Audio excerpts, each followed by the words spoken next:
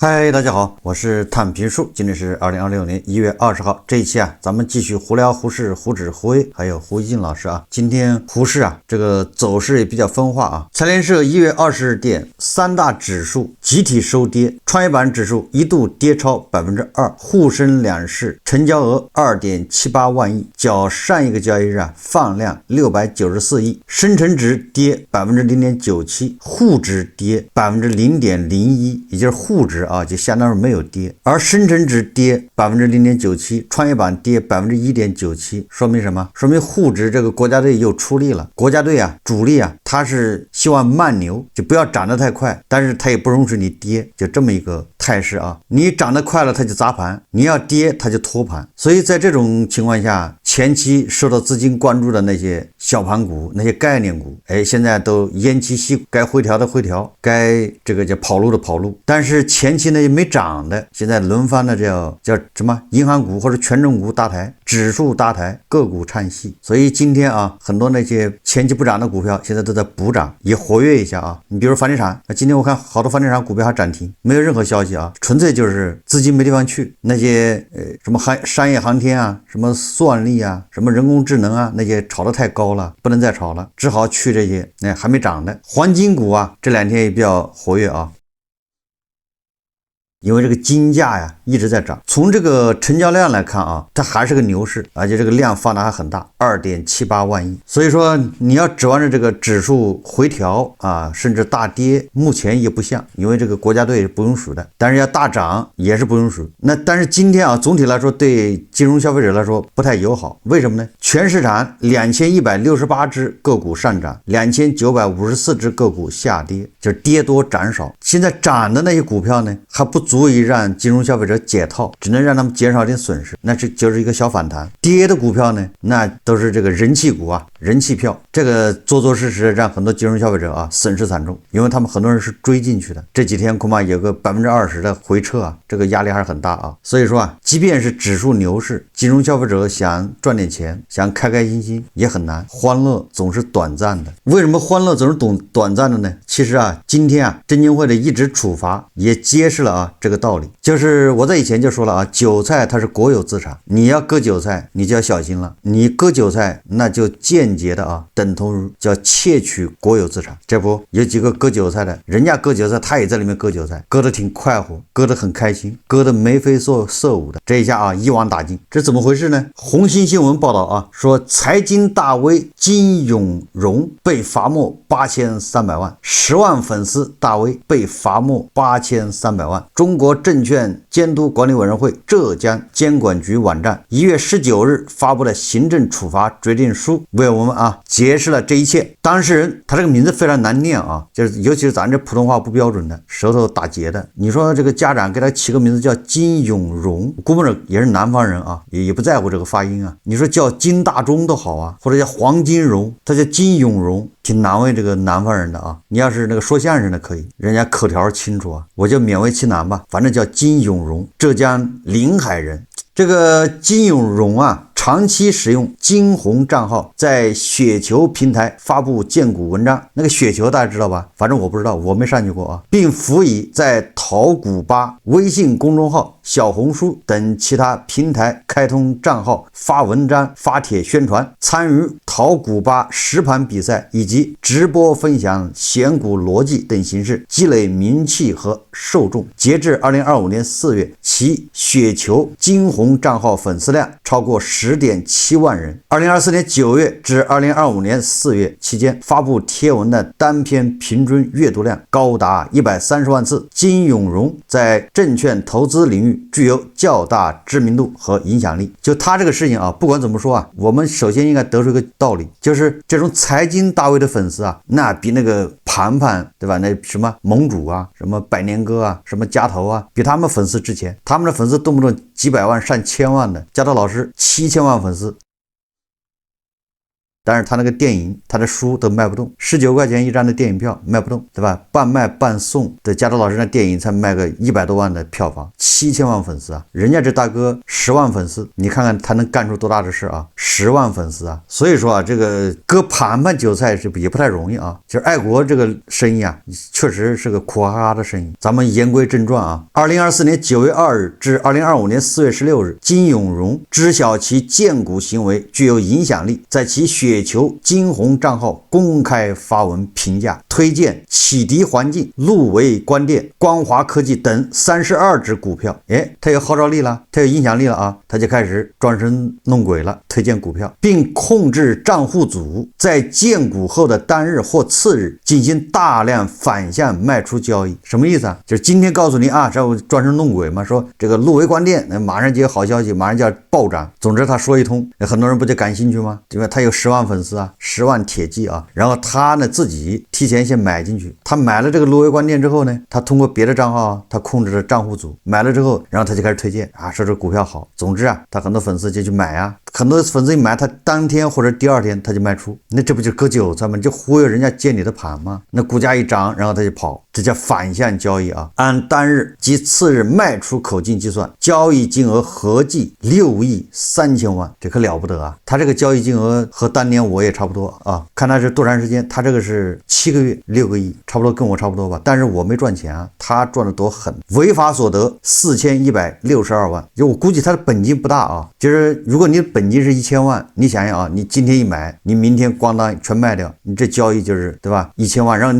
賣掉之後你又買，那交易就是2000万呢，一個月20個交易日，你想想吧，你就頻繁交易，所以他這個我估計他本金不大，但是啊，他本金不大，他能在這個7個月裡面他賺了4000萬，這個很厲害啊。那他這個是我覺得他應該是1000%的收益，他估計他本金就400-500萬，400萬吧，這個收益很厲害啊，這韭菜割的多爽，他就沒想到啊，你割韭菜割的這麼狠，你賺錢這麼容易，這個在咱們這個制度，咱這國家裡面容許嗎？沒有感覺到危險在逼近嗎？沒有想到自己在犯法嗎？金永榮對證券發行人公開做出評價，推薦並進行反向證券交易，影響或意圖影響證券交易價格或者證券交易量，違反證券法第55條第1款第6項規定，構成證券法第192條所述違法行為。根據當事人違法行為的事實、性質、情節與社會危害程度，根據證券法第192條規定，中國證券監督管理委員會浙江監管局決定沒收金永榮違法所得4162萬元，並處以4162萬元的罰款，所謂的沒一罰一啊，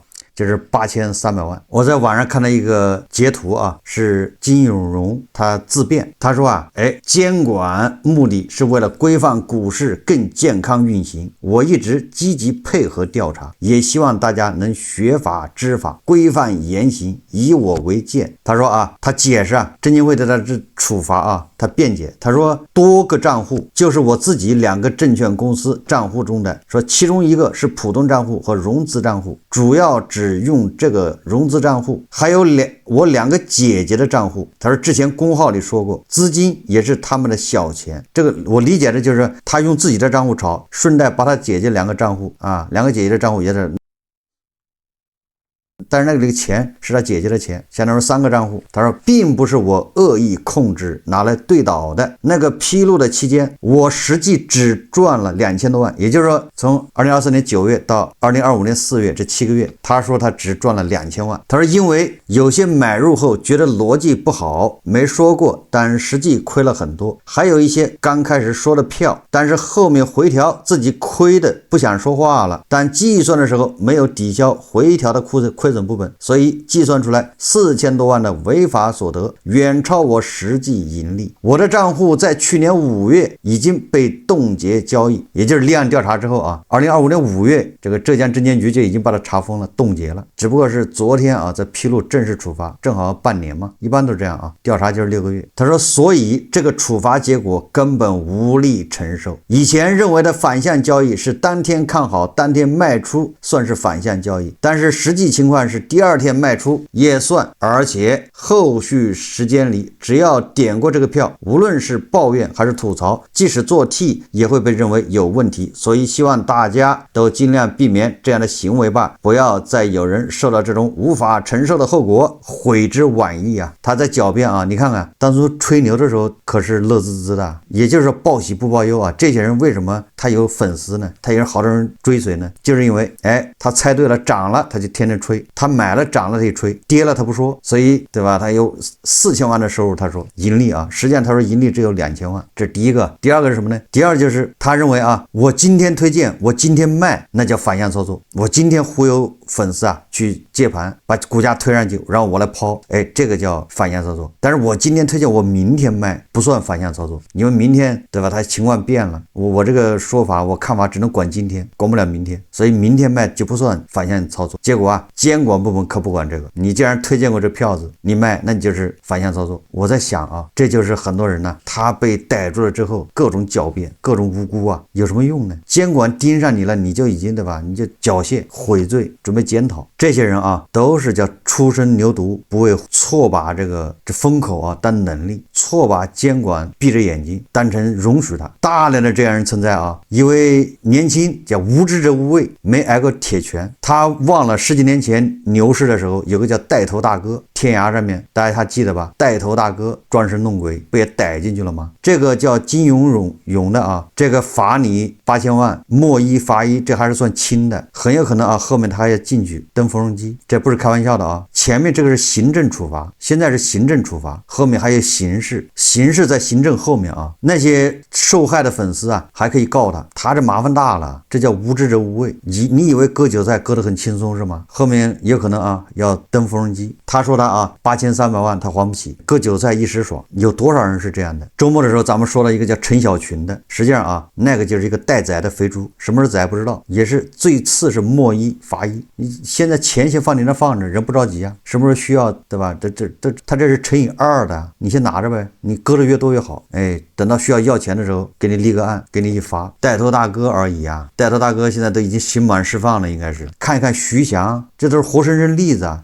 這下好了啊，據說雪球上面好多大 V 啊，連夜啊開始刪帖子，清空賬號，害怕被監管盯上，瞎吹，裝神弄鬼，不知道什麼叫見好就收，對吧？你在裡面賺一點錢，趕緊跑吧，路徑依賴，对吧？割了還要割，割了還要割，割順手了，越割越滋味，越割越多。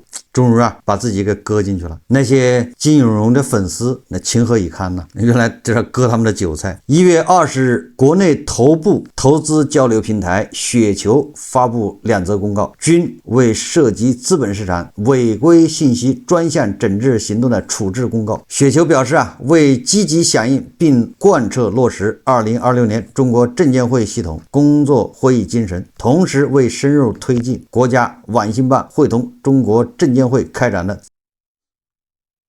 涉資本市場網上虛假不實信息專項整治行動，雪球即日起啟動專項整治工作。依據專項工作要求，平台對違規賬號反正10幾個啊，做出永久封禁處置，特此公示。下一步啊，就是那些知名游資，所謂的游資啊，我估計他們夜不能寐啊。你別看他賺了幾千萬上億的，等着吧，莫一罰一啊，這是最輕的，重的還要進去，跟徐翔一樣。所以我直播的時候，老有人問股票，對吧？我是不回答的，要麼就是怒斥，要麼就拉黑。咱們更不推薦股票，咱們只講這個股市啊，資本市场的這些黑幕，而且這都是媒體自己報道的。有很多散戶心目中的那些股神就是金永融這樣的人，對吧？你把他當神，他割你韭菜。有很多人想成為這樣的人，很多散戶做夢都要成為這樣的人。这下好了，肠子都悔青了。周末我就說了，對吧？這叫螳螂捕蟬，黃雀在後，這叫牛散割韭菜，監管在後。我們再看看任澤平老師啊，這個任澤平老師啊又鼓吹啊，叫擁抱康波周期，不要成為老登。經濟學家任澤平發文稱，周期即宿命，周期即機遇。這一輪科技康波周期就像時代列車從我們面前呼嘯而過，馬斯克形容為超音速海嘯。我們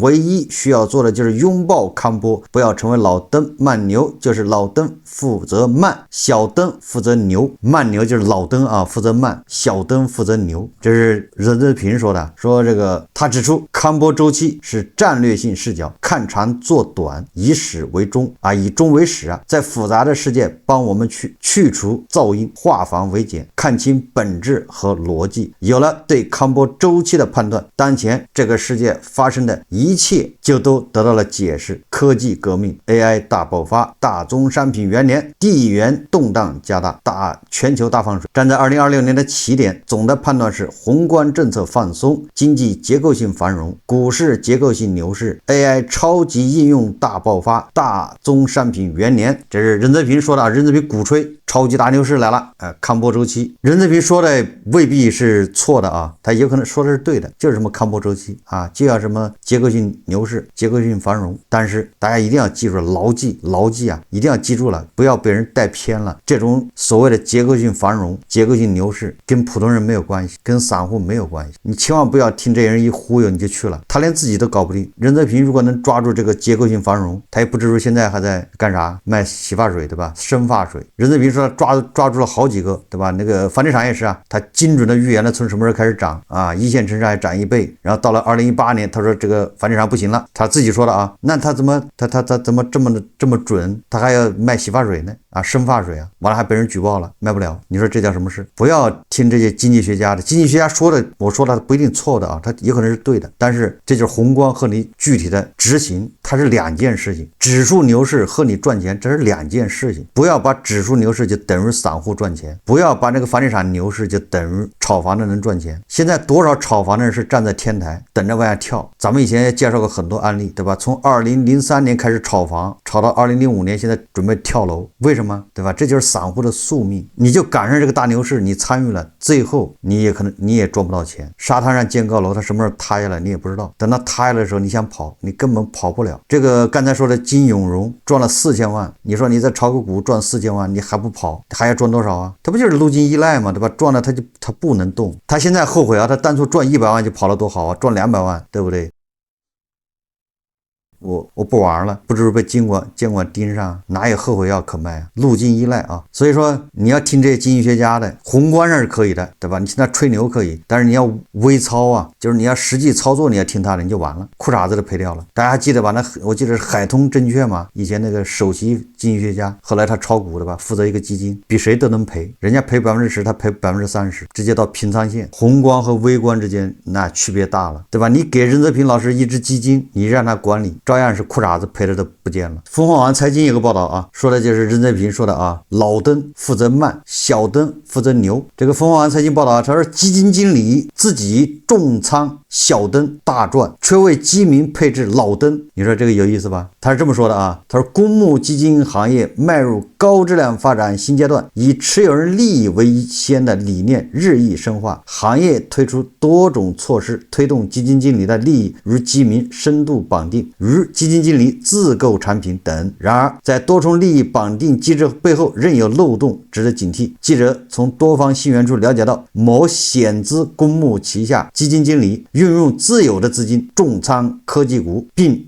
盈利颇豐，也就是重倉那個小登啊，賺了很多錢。該基金經理所管產品卻重倉價值股，業績堪憂，也就是那老登股啊，比如說啊，這個茅台。據業內人士分析，這樣操作可規避交易出頭的風險。近1年，該基金經理所管產品業績不佳，合規但不合情，引發的是職業道德爭議。業內人士對記者表示，個人資金與基金產品差別操作會造成基金經理利益與基民利益不一致，引發多重風險。而目前業內對基金經理炒股的監管多集中在交易出頭等層面，面對差別操作層面的監管存在一定漏洞，這個叫無藥可治，沒治。你上有政策，下有對策。如果你要不管這個什麼交易出頭的話，那行，那就像那個金融一樣，那我就用我管的这個基金產品，對吧，來替我接盤。他基金經理可以拿自己的錢去炒股，然後他也可以管理他的這個產品。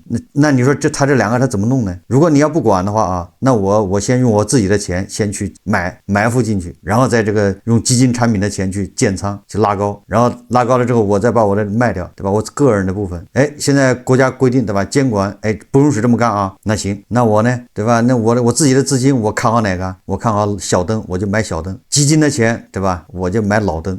兩個不一樣嗎？互不干擾。也就是說啊，上有政策，下有對策。他心壞了，你怎麼整都沒用，他總能找到漏洞。最後我們再看看胡锡進老師啊，這個胡锡進老師又麻煩了啊，麻煩又來了。首先是胡锡进老師今天發了個微博，他說啊，非常支持給農民增加養老金，越老的農民越要照顧好一點。那些農村的年邁的農村人口，年輕時經歷了共和國困難時期，他們上繳的每一粒糧食都支持了工業和城市的發展，為改革起飞積蓄了力量。國家有力量就多補貼農村已經幹不动活的農民一些，多補貼全國生育孩子的家庭，特別是多子家庭一些。前者是為了我們的良心不留遺憾，後者是為了希望和未來。這胡锡進老師他說的沒毛病啊，就是呼籲啊，給這個農村的老年人啊增加養老金，給这個年輕人生孩子多補貼，我們可以这麼呼籲啊。但是胡锡進老師他就應該更進一步、更深層次的。為什麼這麼說啊？就是你給底層人增加養老金、增加補貼，這在哪兒都受歡迎，大家都願意，沒毛病。問題就是你能不能持續，叫可持續發展，就是說你這個錢從哪兒出，這個大家明白吧？如果你只看到給年輕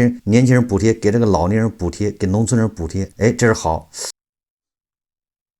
但是補貼的錢從哪兒出呢？蛋糕只有那麼大，你給農村的這邊多分一點，那就勢必有的地方人少分一點，這個大家理解吧？那也就是說啊，這個婆羅門權貴他們就少吃少貪一點，少占一點，少浪費一些，這個錢省下來給農民，這個叫可持續。如果說咱們是通過什麼呢？為了滿足大家的需要，對吧？咱們就發錢，印錢給你發，這個蛋糕不夠，我們多加點水，是吧？多加點水之後，看上去好像給你多分了一些，但是沒有什麼用啊。那最後就跟委内瑞拉是一樣的嘛？委内瑞拉人家這個保障的可是相當完美啊，是免費教育、免費醫療，對吧？各種補貼。當這個石油價格高起的時候，委内瑞拉日子過得還是很好的啊，沒有像現在這麼崩潰。為什麼呢？那油價高啊，他付得起啊，你看看多好。但是啊，這油價一下去，他賺不到錢的時候，國家經濟不行的時候，馬上啊就是現在這個樣子，崩潰。所以說，作為胡锡進老師啊，你不能光順應，對吧？大家這個民粹，就是說你說這個農民多增加點錢，那大家都支持。問題我們避免像委內瑞拉那樣給農民增加養老金，不是建立在殺雞取暖，對吧？這個前提下，這雞還要好好養，還要讓它生蛋，怎麼樣讓這雞生蛋生得多一些，生得好一些？所以啊，農民增加養老金，那就意味着有一部分人，对吧？既得利益者他要讓出一些利益，否則啊，我們就像委內瑞拉那樣，而委內瑞拉又缺乏監督，对吧？表面上看啊很好，但是那個馬杜羅啊，他不僅解決不了經濟問題，他自己啊還玩命的這個像加州老師一樣斂財，然後還搞到國外。瑞士政府聯合境內多家核心銀行近日正式對外公布一項重磅核查結果，委內瑞拉前總統馬杜羅在瑞士境內開立的個人賬戶中登記持有高達127噸黃金資產，相關登記信息已完成公示。此次披露的信息並非民間傳言，而是瑞士官方通過專項資產核查後確認的內容。涉及的黃金資產均有明確的登記記錄，存儲與托管流程均符合瑞士當地金融機構的資產保管規範，其真實性與權威性無需質疑。127噸黃金按照當前國際金價測算，總價值突破數十億美元。你看看馬杜羅不僅在美國有資產，也是上10億美元的吧？那是中彩票啊，中的，买彩票中的。那這個在瑞士的這個127噸黃金呢，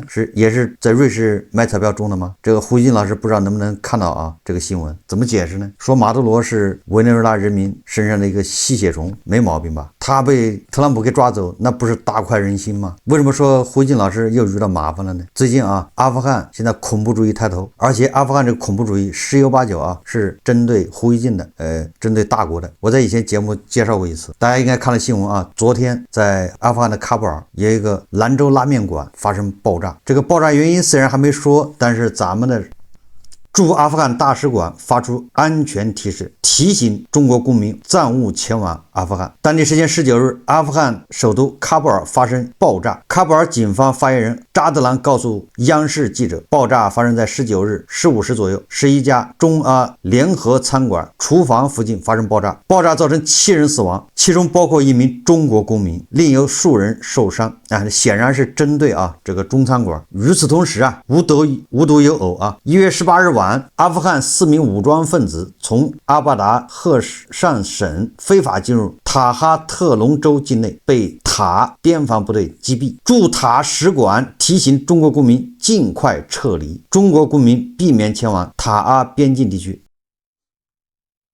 這是應該是不是一次出现这事了就是阿富汗的恐怖主义分子越過邊境到塔吉克斯坦襲擊中國在那兒挖金礦的修路的工程人員。也就是胡锡進老師，這怎麼回事你老朋友為什麼老針對咱們？胡锡進老師裝作看不見。這個把這些新聞串在一起看那就是阿富汗的恐怖分子，對吧？有針對性的對大國展開報復。具體為什麼事咱也不知道。所以說有很多自媒體，有很多網友在自媒體的宣傳下，認為阿富汗很安全，到阿富汗去也還是要注意吧，他們是針對大國的好。這期節目咱們就聊到這裡，感謝大家收看。如果喜歡我的節目，歡迎訂閱轉發，也可以在下方留言評論，謝謝大家。